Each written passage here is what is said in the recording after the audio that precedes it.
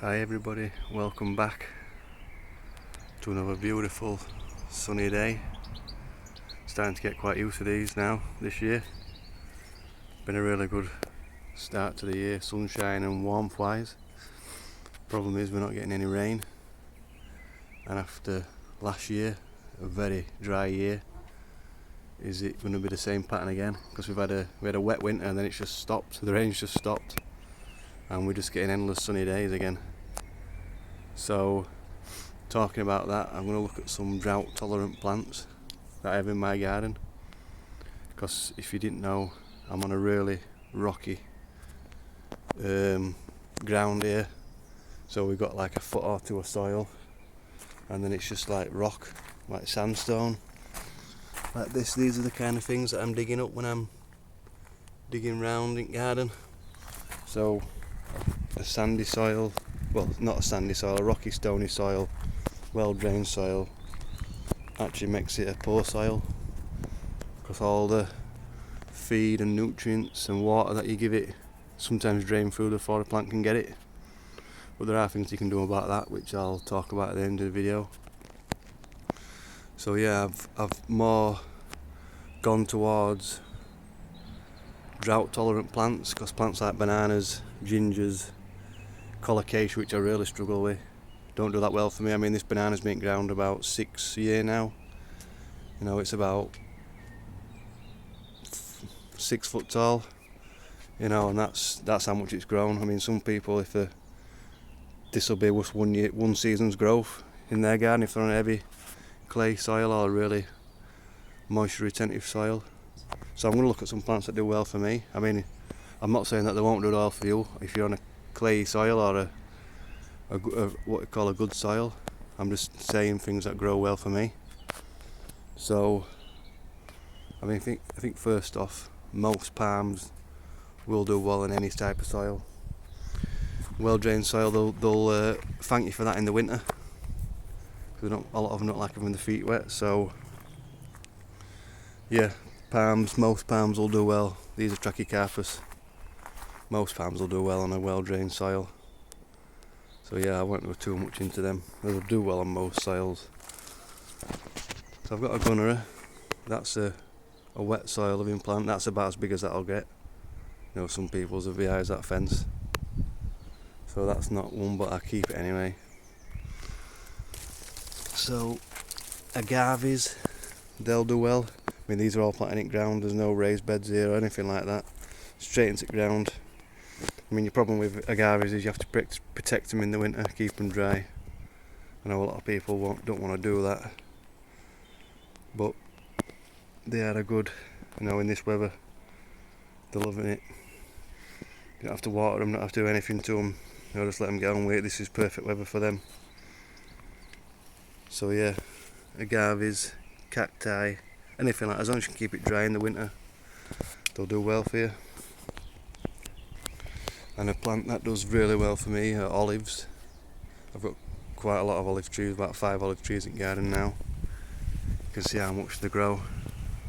You know, this is grown right up here now. This actually got an olive on it last year.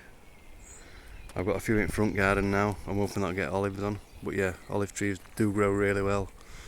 They like the well drained soil, especially in the winter.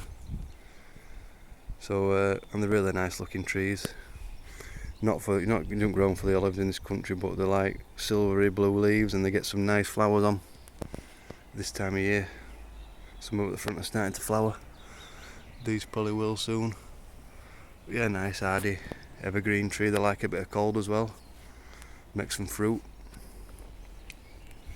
So a lot of these are trees and shrubs. We do have some perennials. So these are hollyhocks. Look a lot like hibiscus. And these grow like weeds in here. See, all of these are hollyhocks down here. All self-seeded. And I let them all go because it looks quite good when you get them all growing. They'll grow really tall for me as well. So they self-seeders. If something's self-seeded in your garden, it means it likes it. So the hollyhocks grow well. Euphorbia mellifera. This is self-seeded, even under this acer tree, so it really likes dry soil. You can see it here. I've got another one further down in flower. See a Euphorbia mellifera. It really, looks really good in this shade. You can't really see it properly in this light on video, but it looks really good in the shade. Daylilies, they grow really well. They spread, you get some nice exotic looking flowers on them as well in the summer.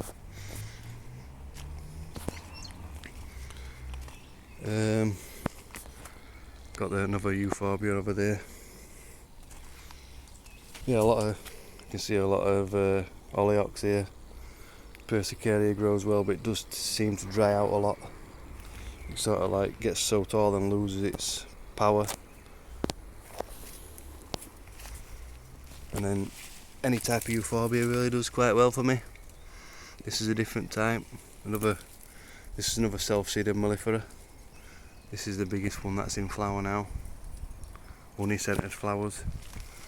Really strange looking flowers, and then you can hear once these dry out you can actually hear them pop, and then it flings a seed all over, so we can see how far that is away. So that's self-seeded over there. So yeah, the Euphorbia grows really well. This is a Mahonia, the spiky one, Mahonia media charity. This grows really well, you can see how tall this is, massive now. Really nice bark on it as well. At the back, because it is spiky. I've just seen a blackbird eating the berries on this as well. You can see how big that is, nice Jurassic looking plant. That grows really well, really hardy, gets some nice flowers on it in the sort of like end of winter as well. See the flowers on the trachea. I've just noticed some flowers here. That's from an old clematis that's in back there that I forgot about. So obviously clambered up this tree and started to flower now, looking good. So, and another plant that grows that's down here is a cardoon, a perennial. This just grows like a monster, and then when it flowers that'll be right up here. But yeah, it starts growing in the middle of winter, and then at this time of year it just flies away. Big silvery leaves, I quite like them. Some people might not, but I think they're beautiful leaves. I just love anything silver with the Cerifera. Panax grow quite well for me. This is a small one. The other one's over there. Get some big leaves. You know, in my garden I don't get too many big leaves, so we can get some big leaves on the Panax. Decent sized trunk on it as well. So yeah, and then they don't spread that much as well in this garden. I know people getting popping up all over. We got 3 cuts off it last year, pups off it should I say. Yeah, it don't go too out of hand for me.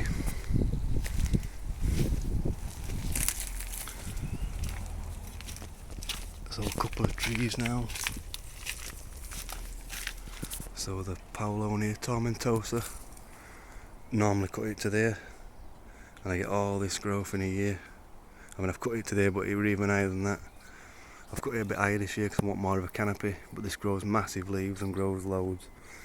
Like I said, I always cut it down to a stump, so we've got all this growth from last year. This growth here, these 2 branches that went even higher, and we get some huge leaves on it. Might not get as big leaves because I haven't fully pollarded it this year. But yeah, that's a nice growing tree, Paulonia tomentosa. Schefflera taiwaniana, getting some really big leaves on it. Grew well for me last year, and I've got a massive flush on it. All this new growth, and then as well the loquat that grows well. All this new growth, multi-stem now. A lot of different stems on it, so yeah, anything that grows well for me I like to keep. Melianthus does, but it does get cut down in the winter to the ground, but it will grow as high as fence. Grasses obviously they grow well for anybody really. fig tree. Like to get quite good growth on the tree fern. Try and keep that watered as much as I can. This had no trunk on it. It's grown a foot of trunk in probably about 8 years. Plenty of new fronds coming out. These ones are quite big now, get quite big leaves on it. That is one plant that I do keep well watered. Another euphorbia here. This is looking like it's going to grow well. Acacia delbata. It has grown really well since I put it in last year, so I think this is going to be another one to add to the list. Beautiful fern-like growth on that. So yeah, there are a lot of the plants that do well in my garden. Drought resistant, doesn't mind this type of weather. Hot weather, I mean it's like 24 degrees today, 1st of May. And it is forecast to rain later, so that'll be really good. So yeah, if you are on a well-drained soil and you're wondering and you want to grow bananas and stuff, I think the biggest thing that you can do is put an heavy mulch down it winter. That's what I've done for the last few years. And you'd be surprised how much moisture this retains right into June, July, depending on how hot it is. If I just scrape this back, you can see that that's wet at touch, or moist at touch, and you can see it's still moist. So, and like I said, we haven't had any rain for about a week now, probably maybe even more. So you can mulch, you can dig in organic matter, compost, horse manure, anything like that, dig it in. Obviously it gets into the soil quicker, and yeah, it helps retain moisture, but it will still be well drained in the end, but it will retain a lot more moisture. And then if you're feeding as well, it'll retain that and the plant can take it up. Yeah, another plant that likes dry soil is a fatsia. This is a camouflage. So this is right in the shade here. This has got a decent flush on it. Nice little leaves on that, looks well in the shade. Shady bit. I've got all my house plants out here as well. Kentia palms, rubber plants, parlour palms, all do well, all like it outside in the summer, sorry. So yeah, there are a few drought living plants in this dry country that we're living in now. Hopefully we'll get some rain, but looking about last year, really dry. Started off the same again, really dry again.